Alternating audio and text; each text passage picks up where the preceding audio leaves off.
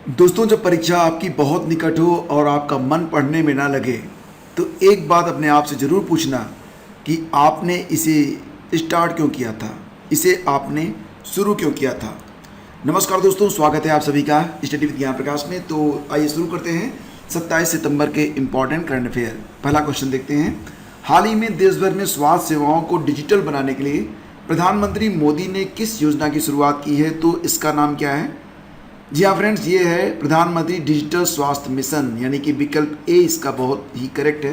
तो प्रधानमंत्री digital health mission का उद्देश्य सभी नागरिकों के लिए स्वास्थ्य आईडी के साथ सार्वभौमिक स्वास्थ्य कवरेज, व्यक्तिगत स्वास्थ्य रिकॉर्ड, टेलीमेडिसिन, ई फार्मेसी के साथ साथ बहुउद्देशीय स्वास्थ्य सुरक्षा ढांचा को तैयार करना है। और स्वास्थ्य मंत्री कौन है? ये हैं मनसुख मंडाविया। उन्होंने बताया है कि पीएम मोदी 27 सितंबर को यानी कि आज प्रधानमंत्री डिजिटल हेल्थ मिशन को लॉन्च करेंगे।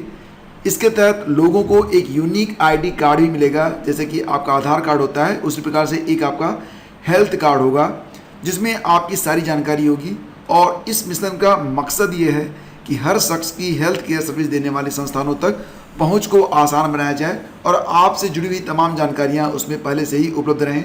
और इससे पहले नेशनल डिजिटल हेल्थ मिशन के नाम से इस मिशन को जाना जाता था। याद रखना कि नेशनल डिजिटल हेल्थ मिशन की वेबसाइट है ndhm.gov.in।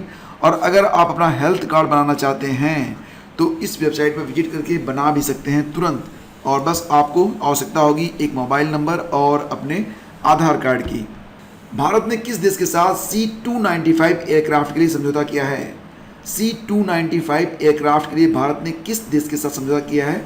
इसका उत्तर हो जाएगा स्पेन। विकल्प डी यहाँ पर आपका करेक्ट है।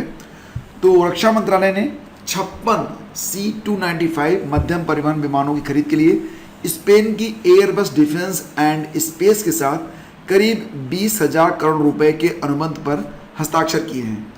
और ये जो विमान आएंगे ये भारतीय वायुसेना के एवरो 748 का स्थान लेंगे। दोस्तों, टाटा ट्रस्ट के चेयरमैन रतन टाटा ने भी मोदी सरकार की ओर से एयरफोर्स के लिए C295 एयरक्राफ्ट की खरीद का सौदा किए जाने की सराहना की है। इस करार के तहत 22,000 करोड़ रुपए की लागत से कुल 56 C295 एयरक्राफ्ट खरीदे जाने हैं और इन एयरक्राफ्ट को टाटा ग्रुप और एयरबस की ओर से तैयार किया जाना है।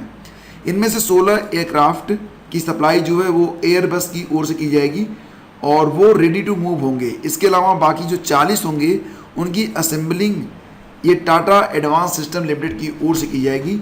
मेक इन इंडिया स्कीम के तहत इस स्कीम को आगे बढ़ाया जाना है। तो याद रखना ये क्वेश्चन बहुत ही इंपॉर्टेंट है। आगे बढ़ते हैं। Digital quality of life index 2021 में भारत की रैंक क्या है? Digital quality of life index, इसमें भारत की रैंक क्या फ्रेंड्स? तो यहाँ पर आपका सही आंसर है ऑप्शन बी। जी हाँ, 59। तो इसे जारी कौन करता है? इसे जारी करता है सर्वसार्क। और ये जो इंडेक्स जारी किया गया है इसमें मुख्य रूप से 5 बुनियादी बातों को आधार बनाया गया है। कौन कौन सा? इंटरनेट की वहनीयता क्या है, इंटरनेट की गुणवत्ता क्या है, उसका इंफ्रास्ट्रक्चर क्या है, इलेक्ट्रॉनिक सुरक्षा के क्या प्रबंध हैं और इलेक्ट्रॉनिक गवर्नमेंट।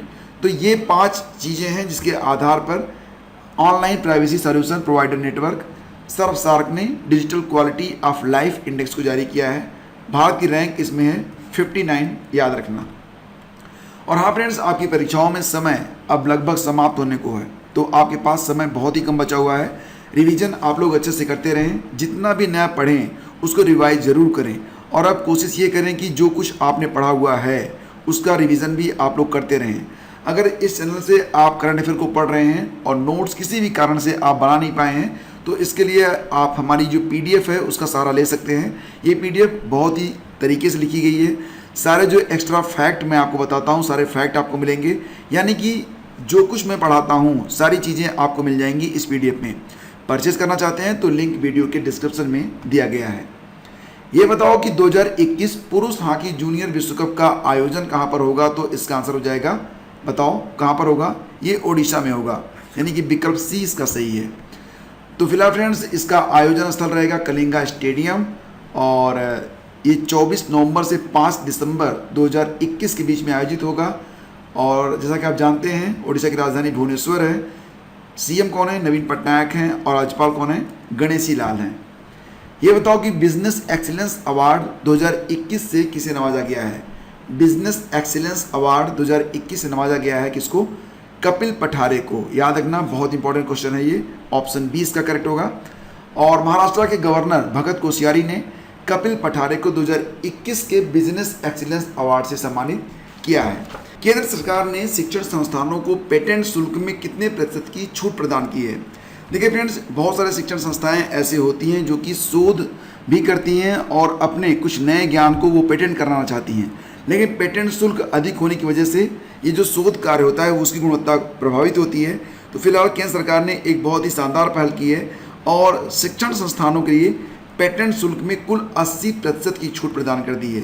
तो विकल्प डी याद रखना, 80%। एक बात और याद रखना कि जो पेटेंट होता है, पेटेंट, इसमें कुल 20 वर्षों का समय आपको मिलता है, जबकि जीआई टैग जो दिया जाता है, जीआई टैग, ये 10 वर्षों के लिए दिया जाता है। ठीक है। और बात यहाँ पर ये पेटेंट की। और एक बात और याद रखना कि अभी हाल ही में बौद्धिक संपदा सूचकांक जारी किया गया था। इसमें जो भारत की रैंक है वो कितनी थी? 40 है। अच्छा, टॉप पर कौन है? टॉप पर है यूएसए। और अगर हम बात करें कि बौद्धिक संपदा सूचकांक इसे जारी कौन करता है, तो फ्रेंड्स याद रखना कि इसे जारी करता है आईपीओ, इंटेलेक्चुअल प्रॉपर्टी ऑर्गेनाइजेशन, और इसका मुख्यालय मिलेगा आपको जिनेवा, स्विट्जरलैंड में। ठीक है, याद रखना इसको। और इसी के साथ आगे बढ़ते हैं। केवीआईसी ने किस राज्य में पहला रेशम यार्न उत्पादन केंद्र स्थापित किया है? तो इसका उत्तर हो जाएगा ऑप्शन ए, यानी कि ओडिशा में। ओडिशा में अपना एक खास प्रकार का रेशम भी उत्पन्न होता है, जिसको क्या कहते हैं? याद करो, उसे कहते हैं टसर। तो टसर रेशम जो है ये उड़ीसा का एक ब्रांड है एक तरीके से, मतलब वहाँ पर ही पैदा होता है। और अगर बात करें यहाँ पर केवीआईसी के बारे में, तो ये अभी चर्चा में काफ़ी है। आपको सबसे पहले तो ये पता होना चाहिए कि जो केवीआईसी है, यानी कि खादी और ग्रामोद्योग आयोग, इसका हेडक्वार्टर कहाँ पर है? बताओ। इसका हेडक्वार्टर है मुंबई में। और वर्तमान में इसके जो हेड हैं वो कौन है? इनका नाम है विनय कुमार सक्सेना। अच्छा, ये बता दो कि केवीआईसी ये किस मंत्रालय के अधीन आता है? तो याद रखना, यह एमएसएमई मिनिस्ट्री के अंतर्गत काम करता है। और केवीआईसी के बारे में कुछ बातें और मैं आपको रिवाइज करवा देता हूँ, जैसे कि खादी प्राकृतिक पेंट तैयार किया था किसने? केवीआईसी ने। और इसके ब्रांड एम्बेसडर, यानी कि जो खादी प्राकृतिक पेंट बनाया गया था उसके ब्रांड एम्बेसडर बने थे नितिन गडकरी। और राजस्थान के उदयपुर में एक बोल्ड प्रोजेक्ट शुरू किया गया था, किसके द्वारा? केवीआईसी के द्वारा ही। यह बांस से जुड़ा हुआ प्रोजेक्ट था, बोल्ड प्रोजेक्ट। और कुम्हारों के लिए एक योजना चलाई है केवीआईसी ने, जिसको नाम दिया गया है स्पिन योजना। तो इतने पॉइंट्स आपको याद रखने हैं। आगे बढ़ते हैं। सौर ऊर्जा स्थापित क्षमता में कौन सा राज्य पहले स्थान पर है? अब इस क्वेश्चन पे तो आप 3 बार वेरी लिख लेना, ठीक है, क्योंकि ऐसे क्वेश्चन बहुत बार पूछे जा रहे हैं और बहुत ही संभावित है कि अगली परीक्षा में पूछे जाएं। सौर ऊर्जा स्थापित क्षमता में कौन सा राज्य पहले स्थान पर है? तो इसका उत्तर हो जाएगा राजस्थान। बहुत सारे लोग इसका आंसर करेंगे गुजरात, जो कि गलत हो जाएगा। तो इसको याद रखना कि राजस्थान पहले स्थान पर है, दूसरे स्थान पर आता है कर्नाटक और तीसरे स्थान पर पहुंच गया है गुजरात।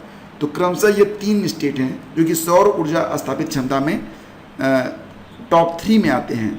और याद रखना कि राजस्थान कुल 7,738 मेगावाट सौर ऊर्जा को उत्पन्न करके पहले स्थान पर बना हुआ है। हाल ही में भारतीय सेना ने कहां पर 3 दिवसीय विजय सांस्कृतिक महोत्सव का आयोजन किया?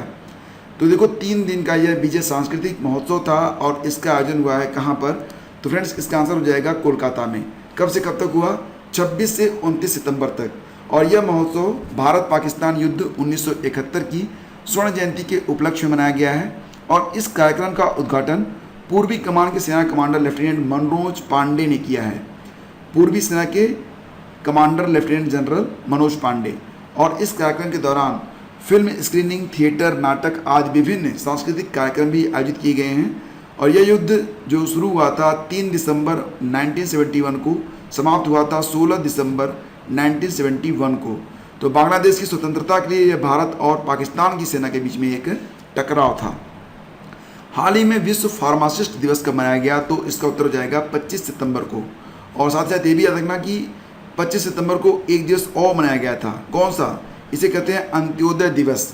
पंडित दीनदयाल उपाध्याय के जन्मदिन को अंत्योदय दिवस के रूप में मनाया जाता है और ये दिवस भी 25 सितंबर को ही होता है, आपको याद रखना है। तो 2 प्रश्न मैंने करवा दिए आपके एक ही प्रश्न में।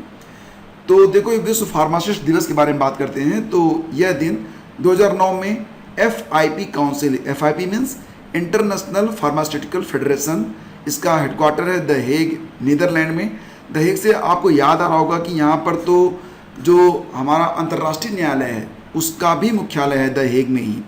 और वर्तमान में FIP के अध्यक्ष कौन है? डोमिनिक जार्डेन है। तो इनके द्वारा इस्तांबुल तुर्की में world Congress of pharmacy and pharmaceutical sciences में पेश किया गया था। कब? 2009 में। तो 25 सितंबर को होता है विश्व फार्मासिस्ट डे। और फ्रेंड्स, अभी हाल ही में कुछ नई किताबें आई हैं तो उसके बारे में मैं आपको बताता हूँ। जैसे कि जंगलनामा जो किताब है ये अमितव घोष की किताब है, और 400 डेज ये किताब है किसकी? चेतन भगत की। इनकी एक किताब और भी आई थी, वन अरेंज्ड मर्डर, ठीक है। और the fractured Himalaya, how the past shadows is the present in India China relation, ये किताब लिखी गई है निरुपमा राव के द्वारा। अभी आपने देखा होगा कि बहुत सारी किताबें आ रही हैं जो कि भारत और चाइना के रिलेशंस पर आधारित हैं। जैसे कि दूसरी किताब the long game, how the Chinese negotiate with India, ये किताब विजय गोखले के द्वारा लिखी गई है। ये भी भारत और चीन के बीच जो संबंध है उस पर ही आधारित है। और साथ ही साथ एक किताब और आई थी, मनन भट्ट की किताब थी, जो कि भारत और पाकिस्तान के संबंधों पर आधारित थी। कौन सी किताब थी? याद है आपको? किताब थी Balakot air strike, how India एवेंज्ड Pulwama. और एक किताब मैं आपको और बताता हूँ, ठीक है? कौन सी? द लिविंग माउंटेन, ये याद रखना आप। और ये किताब लिखी गई थी किसके द्वारा? अमिताभ घोष के द्वारा लिखी गई थी। और द अर्थ स्पिनर किताब अनुराधा राय की किताब है। साथ ही साथ एक किताब और बताता हूँ आपको, माई लाइफ, ये किताब लिखी गई थी बिल क्लिंटन के द्वारा, ठीक है। और द इंडिया स्टोरी किसने लिखी है? बिमल जालाल ने लिखी है। बैंक विद सोल इक्विटास किताब लिखी गई थी डॉक्टर CK गरयाली के द्वारा। और एक किताब और थी जो कि काफ़ी इंपॉर्टेंट है, मैं आपको बताता हूँ। हाँ, India versus China, why they are not friends, India versus China, why they are not friends, ये किताब लिखी गई थी कांति वाजपेयी के द्वारा। तो फ्रेंड्स, कल का सवाल ये था कि ग्लोबल गोलकीपर अवार्ड किसने जीता, और इसका आंसर रहा विकल्प A। तो आप सभी के आंसर बिल्कुल सही रहे और ये रहा आज का प्रश्न। तो देखिए फ्रेंड्स, ये सीरीज जो चल रही है इसके लिए हम आपके लिए काफ़ी मेहनत कर देते हैं और काफ़ी वक्त लगता है इस पूरी वीडियो को बनाने में। तो प्लीज़ इसे लाइक और शेयर आप लोग जरूर कर दिया करें। कम से कम एक स्टडी ग्रुप में आप इसे शेयर जरूर किया करें।